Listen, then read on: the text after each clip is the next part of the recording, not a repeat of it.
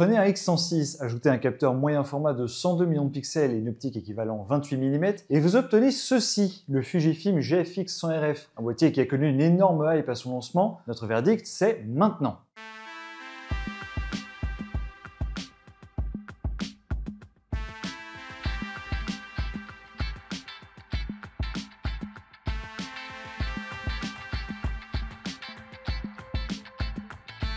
Depuis maintenant pas mal d'années, Fujifilm est vraiment connu pour la série des X100, donc des boîtiers à capteur APS-C, et ils ont connu un très gros succès avec les X105 et X106. Et du coup, le GFX 100 RF, c'est une très grosse étape pour Fujifilm, puisque pour la marque, ça vise à démocratiser encore davantage le moyen format.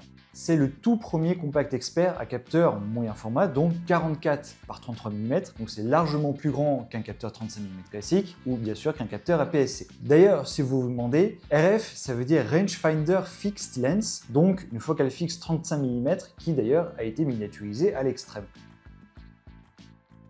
Donc c'est un boîtier qui est pensé pour la street photo, mais pas uniquement, il est très pensé pour le reportage et aussi en voyage.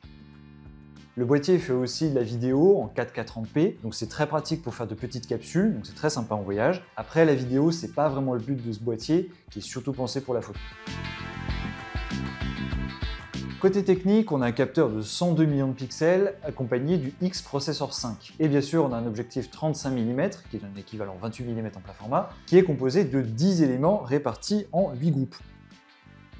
L'ouverture à f4, d'ailleurs, avait été très critiquée lors de l'annonce de ce boîtier, ça on aura l'occasion de revenir là-dessus. La réponse de Fuji, c'est que si l'optique avait été plus lumineuse, la lentille arrière aurait dû avoir littéralement cette taille-là, ce qui aurait conduit à un boîtier de plus grande taille.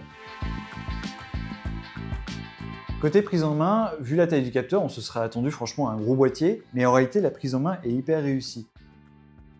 Et honnêtement, le boîtier est très compact, justement en dépit de son capteur moyen format, et il réussit même à être quelques grammes plus léger que son grand rival qui est le Leica Q3. Il est évidemment plus gros qu'un X106, mais en attendant, il demeure largement plus compact qu'un GFX 100 S2. Au niveau du design, on a vraiment un look vintage avec des lignes assez tendues.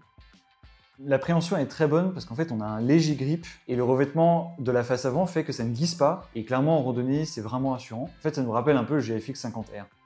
D'ailleurs il est fourni avec un pare-soleil rectangulaire qui d'ailleurs lui donne vraiment un look rangefinder qui est très sympa. Et au niveau de la tropicalisation finalement c'est comme le X106, ça décide d'ajouter une bague dans l'objectif frontal pour que l'objectif soit vraiment protégé contre les intempéries et la poussière. Niveau ergonomie, on retrouve vraiment les mêmes commandes manuelles que sur le X106. Donc, par exemple, on a la roue ici qui permet de contrôler à la fois la vitesse d'obturation et les ISO. On a exactement les mêmes dispositions des boutons, le joystick. On a un écran qui est monté sur double charnière, très pratique pour la visée. À part que sa luminosité maximale n'est pas non plus incroyable. Et sinon, toujours au niveau de la visée, on a un viseur électronique de 5,79 millions de points, qui est vraiment très confortable. Le seul truc, c'est que c'est pas un viseur hybride comme on pourrait s'y attendre avec la série des X106. L'argument de Fujifilm, c'est qu'un viseur hybride aurait offert un grossissement moindre et que ça aurait été moins agréable sur le terrain. La grande nouveauté sur ce boîtier, c'est cette molette-ci à l'arrière qui permet de choisir le ratio d'image. Donc par défaut, les photos sont capturées en 4 tiers, mais on peut shooter par exemple en 3/2, en 16/9, voire même en X-Pan, 64 par 24.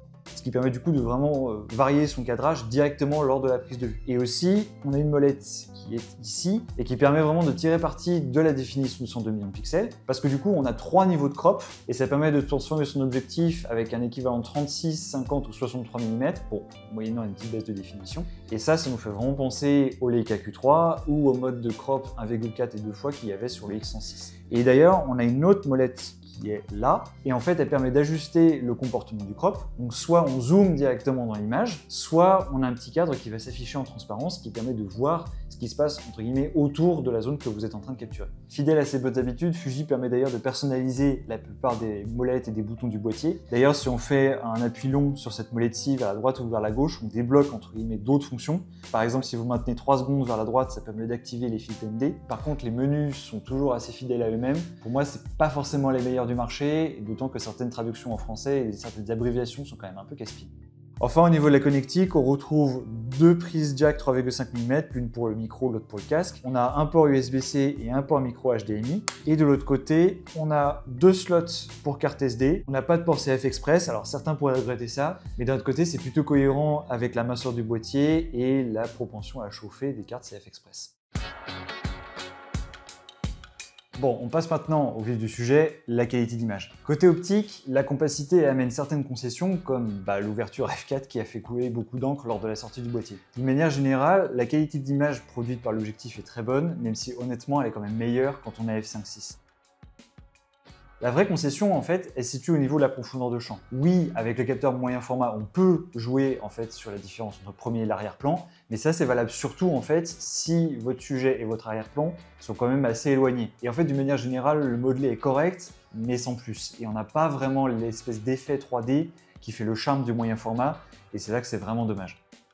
Et surtout, il y a un autre aspect qui est l'absence complète de stabilisation, non seulement au niveau de l'optique, mais aussi au niveau du boîtier. Et ça oblige vraiment à faire très attention à sa vitesse d'obturation, et surtout que le moindre flou de bouger sur les 100 millions de pixels du capteur, ça va se voir tout de suite. Et aussi, l'ouverture à f4, ça oblige à monter très vite en ISO en basse lumière, et donc pour contourner ça, on n'a pas vraiment d'autre choix que d'utiliser un petit trépied, et ça en fait c'est plus une contrainte qu'autre chose. On le disait tout à l'heure, le crop dans l'image permet d'aller au-delà de la focale native qui est de 35 mm équivalent 28. Et ça en fait ça ajoute une petite touche de polyvalence supplémentaire. Au niveau du crop maximal, à 63 mm, le niveau de détail n'est pas énorme, mais bon, ça en même temps c'était prévisible parce qu'on reste sur un crop numérique. Par contre, l'avantage, c'est qu'on garde quand même des fichiers à 20 millions de pixels, même avec ce crop maximal. Sinon, les performances du capteur sont globalement identiques à celles des GFX 102 et 100S2. Par exemple, au niveau de la plage ISO native, elles s'étendent toujours de 80 à 12800 ISO, et vous pouvez même l'étendre à 12400 ISO, mais en obturation mécanique uniquement.